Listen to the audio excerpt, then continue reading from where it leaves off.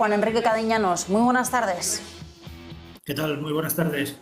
Bueno, como decíamos, 7 días ya consecutivos de caídas en Wall Street, con unos índices que ya cerraban la semana pasada su peor semana desde 2020, y sobre todo la mirada puesta de nuevo sobre ese Nasdaq, sobre esos valores tecnológicos, pero bueno, en definitiva, descensos en los mercados, unos mercados europeos también que vemos cómo amplían las caídas después de confirmarse este inicio de sesión con importante hueco bajista en Wall Street. Sí, la verdad que la tensión con Ucrania sigue haciendo mella en cuanto a los mercados de renta variable y vemos cómo, en general, desde el otro lado del charco, los mercados americanos vuelven de nuevo otra vez a teñirse de rojo en esta sesión. Apertura francamente negativa, pero lo bueno en todo esto es que toma una buena referencia. Ese hueco bajista queda como buena referencia, debido a lo cual, si viéramos en el corto plazo una superación de ese hueco, un cierre por encima del mismo, podríamos hablar de cambio de tendencia. Por el lado contrario, estaríamos en caída no libre, obviamente, pero sí en una caída con volatilidad en el corto plazo sin ninguna referencia aparente. Por lo tanto, es verdad que esta tensión hace daño, al menos en los mercados de renta variable y, como decimos, los mercados financieros generales, y lógicamente esto arrastra, obviamente, también a la parte europea y a los índices principales del viejo continente, pero por el momento, a la espera también de conocer esos resultados en cuanto a las entidades tecnológicas, las cuales lógicamente van a tener una importancia sublime y obviamente una situación comprometida para este sector, en tanto en cuanto hemos visto un año entero en el que han tenido muy buenos números, muy buenos ratios de crecimiento y, sobre todo, por capitalización, muy buenos números a la larga, y esto debería haberse representado en los resultados de los mismos. Lo único que las expectativas de lo que es el consenso, en este caso de analistas, pueden ser superiores al sesgo final, y es aquí donde tendremos que enfocar nuestro punto de vista. Juan Enrique, hemos iniciado una semana en la que la volatilidad está más presente que nunca, con un índice VIX que supera el nivel de los 30 puntos, ahora mismo está en 33, una volatilidad que estamos viendo cómo va en aumento. Empezamos a estar, podríamos decir, dentro de una volatilidad bastante elevada. ¿Cómo puede afectar a los mercados, al sentimiento inversor? ¿Qué es lo que podemos esperar de cara a los próximos días?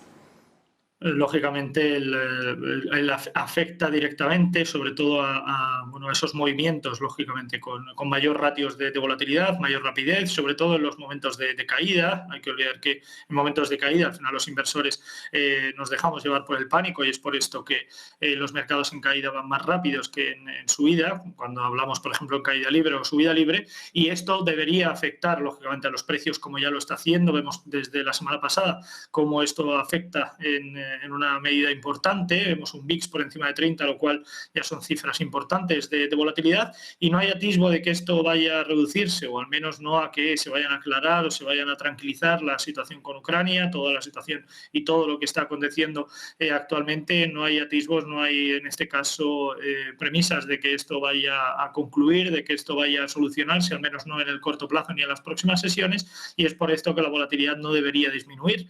Por lo tanto, todas las estrategias que tomemos, todas las posiciones que tomemos, tenemos que ser conscientes de que todas ellas se van a ver afectadas por la volatilidad.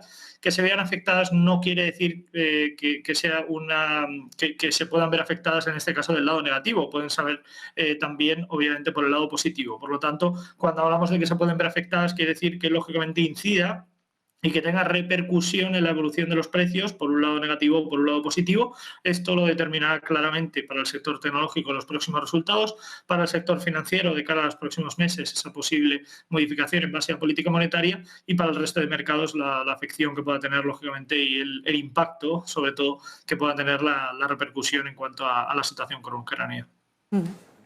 Juan Enrique, teniendo en cuenta esta volatilidad, ¿no?, que comentábamos que está subiendo a niveles que no veíamos desde hacía tiempo, y de todas estas incertidumbres, ¿qué podemos esperar, por ejemplo, en el frente de la política monetaria? ¿Cuál sería la relación entre esta incertidumbre con Ucrania y los posibles movimientos que pudiéramos ver por parte de la FED? Y, por otro lado, quería preguntarte también qué opinas de los activos refugio. ¿Qué te está pareciendo el movimiento? Por ejemplo, hemos visto el franco suizo subiendo a su nivel más alto frente al euro en 6 años.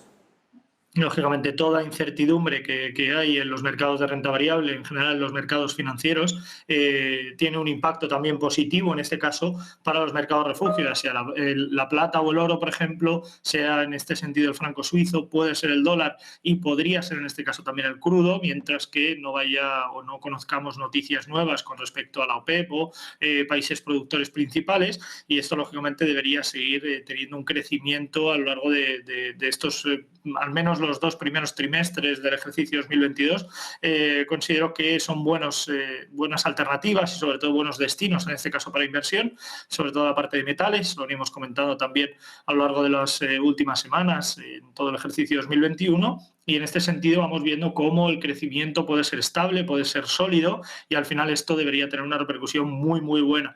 Por otro lado, en cuanto a las políticas en base a política monetaria o las medidas en base a política monetaria, se especulaba sobre la posibilidad de que en el año 2022 hubiera una modificación en base a los tipos de interés, pero se especula ahora que esa modificación pueda ser más pronto, ¿no? Que pueda ser antes de lo que se estimaba. La estimación principal rondaba los 6-8 meses, ahora se habla de 3 a 5 meses. Lo único, lógicamente, tanto el Banco Central Europeo como la Reserva Federal deberían tener muy, muy en cuenta las cifras de inflación y que, lógicamente, esa subida de tipos venga acompañada de medidas en paralelo, medidas adicionales y, lógicamente, medidas en este sentido secundarias para que el impacto en la inflación sea el menor posible. Una situación que por el momento no se está trabajando y no hay medidas al respecto, o al menos no se están tomando, es con relación a las cifras de desempleo, que siguen aumentando en Europa en ratios importantes. Esto es algo que, lógicamente, va a tener una repercusión en la economía muy importante y, sobre todo, en el consumo. Hay que olvidar que para lo que es en general en Europa, el consumo representa más del 35% de todo el PIB a nivel europeo. Lógicamente, si lo esgrimimos en países concretos, podemos tener cifras mucho mayores en algunos de ellos, y esto es una situación problemática para Europa que va a seguir teniendo que trabajar en ella y que, lógicamente, el impacto que va a tener en su economía va a seguir siendo, no digo que vaya a ser, porque ya lo está siendo problemático, pero seguirá siendo problemático siempre y cuando no se tomen medidas adicionales. Más allá de las expectativas en materia de política monetaria, también estamos pendientes de las cuentas que van a rendir distintas empresas a lo largo de la semana, sobre todo en Estados Unidos, porque va a ser una semana muy marcada por los resultados tecnológicos. Hoy, al cierre de Wall Street, conoceremos las cuentas de IBM, que se van a cotizar mañana, pero a lo largo de la semana también conoceremos las de otras gigantes, como sería el caso de Intel, Tesla o Apple. ¿Qué podemos esperar de estas grandes compañías?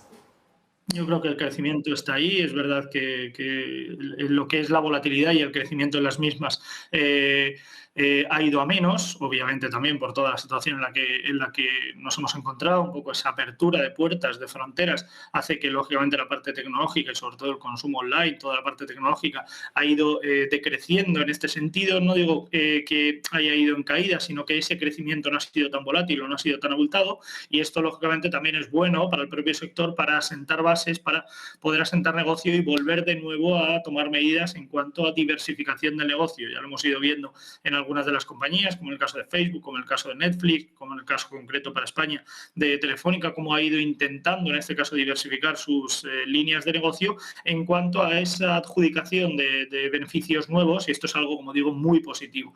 Debería haberse reflejado en los resultados de estas entidades. Lo que me preocupa, como decía antes, no es si el resultado es bueno o malo, que obviamente los resultados en general y a grandes rasgos deberían ser positivos. Lo que preocupa y donde hay que tener el foco principal ahora mismo es con respecto a las expectativas de los analistas. El resultado puede salir en 10 y ser mejor que el anterior, que fuera 9, pero si sale en 10 y la expectativa del analista era 11, aún siendo mejor que el resultado anterior, es peor que la expectativa, y es esto lo que podrá tener un impacto importante de cara a la evolución de los precios en las próximas sesiones y, sobre todo, el impacto que va a tener en sus índices principales. Es por esto que habrá que estar muy atentos, muy, muy rápidos, porque, como bien mencionabas antes, con un VIX por encima de 30, lógicamente la volatilidad no va a ser pequeña, y los movimientos en cuanto a acciones, si el resultado es especialmente bueno o especialmente malo, será también muy, muy elevados, muy importantes, y, lógicamente, podría hacer saltar stops o podría llegar a precios objetivos con mucha facilidad.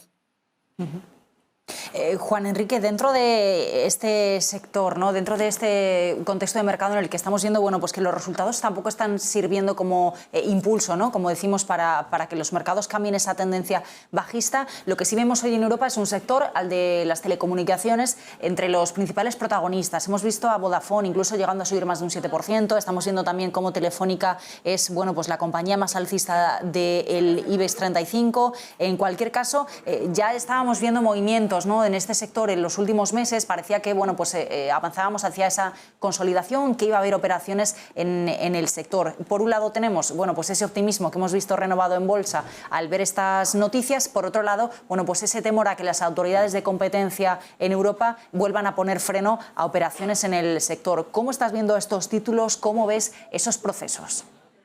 Como decíamos, yo creo que es un sector que ha sido muy protagonista en el lado positivo en los últimos trimestres y sobre todo a lo largo también de toda la situación de la pandemia, y no creo que esto vaya a concluir. Creo que no va a haber cambios muy importantes en este sector, para mal al menos. Sí que puede haber alguna compañía que destaque en el lado positivo. También hay muchos rumores con respecto a movimientos corporativos de cara a fusiones, posibles OPAs, etcétera, pero no creo que vayamos a protagonizar o que vayamos a ver movimientos corporativos negativos o cambios para mal. En este sentido sí que vamos a ver lógicamente una caída en el crecimiento de los ingresos. Esto es algo que podrá tener un impacto y una repercusión importante en los precios de las compañías, pero en general yo creo que es un sector que debería seguir siendo buena referencia dentro de la diversificación de nuestras carteras. Sigo apostando y sigo creyendo que deberíamos tener parte de este sector en nuestra cartera para el año 2022 si quisiéramos lógicamente tener, entre comillas, tranquilidad.